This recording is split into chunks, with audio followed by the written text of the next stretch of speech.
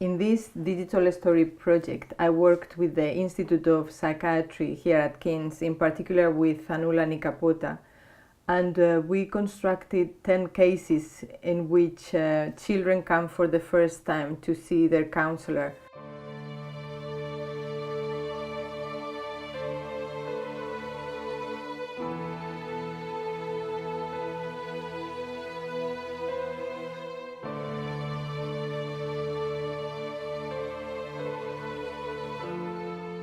The useful thing about using this kind of software and digital storytelling in general is that it allows you certain control that you wouldn't have otherwise. The fact that we were working, telling stories about children, it was easier to work with this software than to have children portraying certain emotions that would have been difficult. Also, we created 10 cases, so we would have needed as many actors, and in a way we had more control about how things were done. The software that I used for this project is mainly Poser. It is a great software to create the characters and also to change their expressions. It gives you quite a lot of freedom on what the characters look like as well in terms of ethnicity. With this software you can control where the camera angle is as well, which is quite useful to get different perspectives. If I wanted to change this character expression, I would have to select his face. I can change it to anger.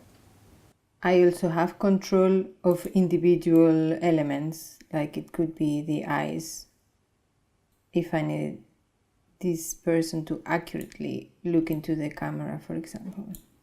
Once all the characters are created, they are brought into the same scene and then posed individually. Cameras need to be repositioned and each character needs to be posed in a certain way to fit the story.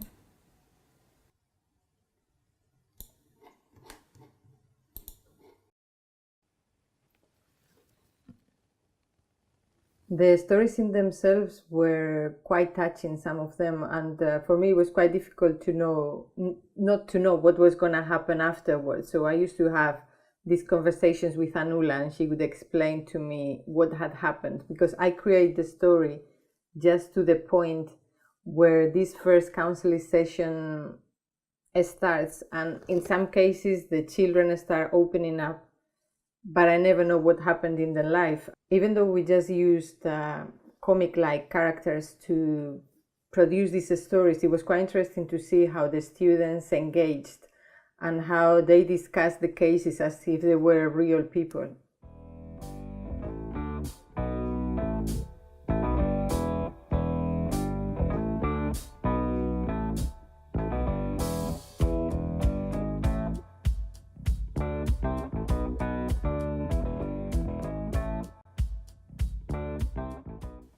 I was asked to create some short animated videos to teach students Spanish. This was a part of a bigger project.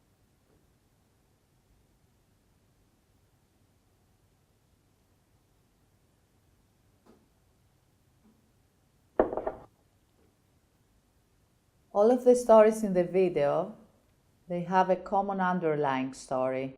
They are about this man who came to Madrid as a tourist and he is meeting some friends.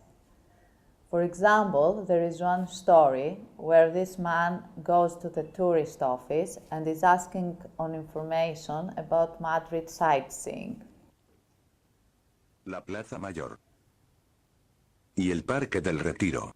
Ah, muy bien. ¿Dónde está el Palacio Real? ¿A qué horas está abierto? De lunes a sábado de 9:30 a 5 y los domingos y días festivos de 9 a 2 de la tarde. Gracias. To create the animated videos, we chose to use the GoAnimate platform.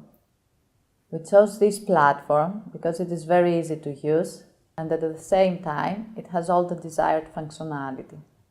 I'm going to demonstrate now how to use GoAnimate. The scene is on the right, the content library is on the left, an overview of the video is at the bottom. I'm going to replace the current background.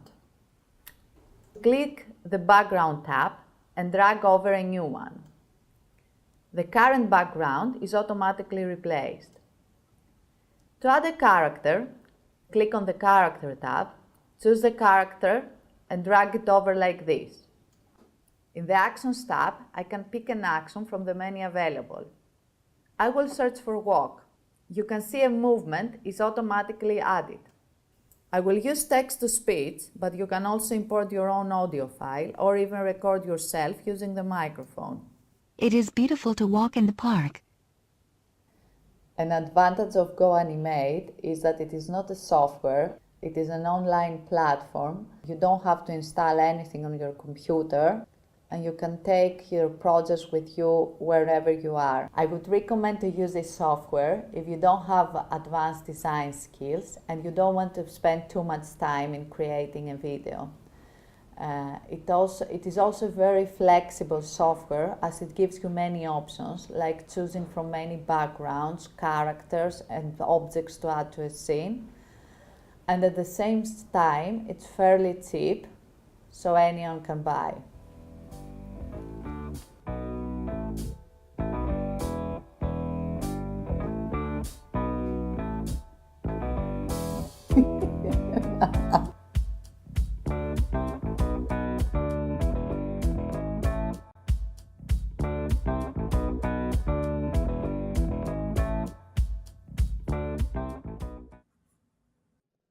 I was asked to get involved in the project by our clinical dean and some colleagues of hers from other disciplines, and they were very keen to try and reduce the number of medication errors that happen. What we wanted to do was create a video-based e-learning resource which would be used as a basis for some face-to-face workshops. We had recorded a number of video scenarios, quite lengthy. I think there was 5 or 6 minutes each, showing how a medication error could occur. Hello, I wonder if you can help me with one of our patients on Alpha Ward. I've got a little less pain in my leg, and I've been able to eat a little bit more dinner this evening. The doctor reckons I'll have the drip out in a couple of days. Oh, good. Well, let's hope you get home with the weekend. Oh, that would be so nice. Can I just check your name, Ben? Really? That's not like him. She's usually up chatting half the night. Maybe I'll just check that he's okay. We wanted to combine these with some material that students could work through individually, where they would have simulated interactions with the various different healthcare professionals who were in the scenario. We thought the best software to use for this would be Storyline by Articulate, because it handles media very well. You can combine audio and video, and it's designed to do that. It's very graphically rich, and the interface itself was designed to be very pleasing, very aesthetically pleasing. Also, you can do things like triggers, so that's when you click something, something else happens. It sounds quite basic, but not all software allows you to do that, and that will work in the video, and any object can be a trigger. It's also timeline based, so you can have things happening one after the other, and you can again trigger things to happen once an event has passed. Storyline is great at producing media-rich resources with high levels of interactivity, but it's quite complicated to use, and the development can take a long time, especially when you're creating a whole interface. Here we see the Storyline overview page. You can see all of the screens that are in the story and the links between them. So if we, for example, open up our video page, you can't see much here, but what you can do is preview each slide as you're working on it to see how the interactions are developing and how the media is looking. Here we see the character screens where you can choose who you might want to begin discussing the incident with. The interactions take the form of a simulated chat window where you have the person's picture up in the corner as you would in a lot of the instant messaging applications, and then a discussion that you can scroll through as you go along. And once the participant has been through all of these discussions, they can then move on to some quizzes to help them start to think and reflect about what they've seen in preparation for the workshop. The software has been very successful it's been very well evaluated by the students who've undertaken it. Part of it's because it's very practice focused. The scenarios are real life, they're real videos, and there are what they would see as real people in there, and the issues are to do with patients and issues that they would come across when they're out in practice.